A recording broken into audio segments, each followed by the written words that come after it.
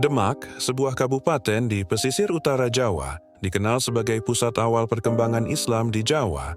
Disinilah salah satu kerajaan Islam pertama di Nusantara berdiri, Kesultanan Demak. Inilah sejarahnya. Nama Demak diyakini berasal dari kata de dan makmur, yang berarti wilayah yang subur dan makmur. Pada abad ke-15, Demak adalah kawasan pelabuhan yang ramai, menjadi pusat perdagangan sekaligus pertemuan budaya Jawa, Tionghoa, Arab, dan Melayu. Setelah Majapahit mulai runtuh, seorang bangsawan bernama Raden Patah mendirikan Kesultanan Demak sekitar akhir abad ke-15.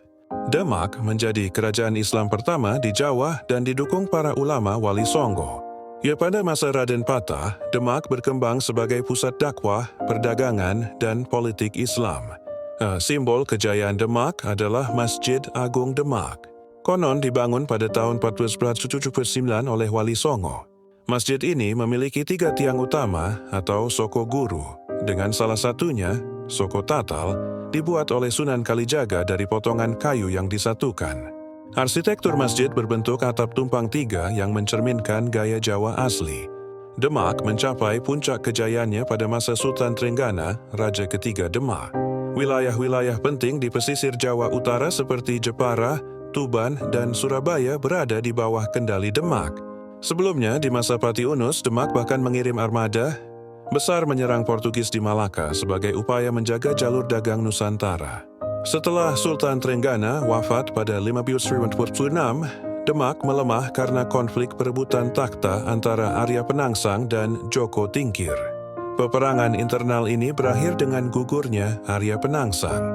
Kekuasaan kemudian berpindah ke Kesultanan Pajang. Sejak saat itu Demak lagi menjadi pusat kerajaan. Pada masa kolonial Belanda, Demak menjadi wilayah agraris penting dengan produksi padi dan hasil laut. Setelah kemerdekaan Indonesia, Demak berkembang sebagai kabupaten yang religius, pertanian yang maju, dan tujuan wisata sejarah. Masjid Agung Demak dan situs para pendiri kerajaan tetap menjadi magnet spiritual bagi jutaan peziarah.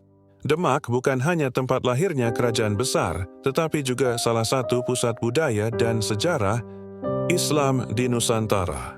Warisan kejayaannya masih hidup hingga hari ini.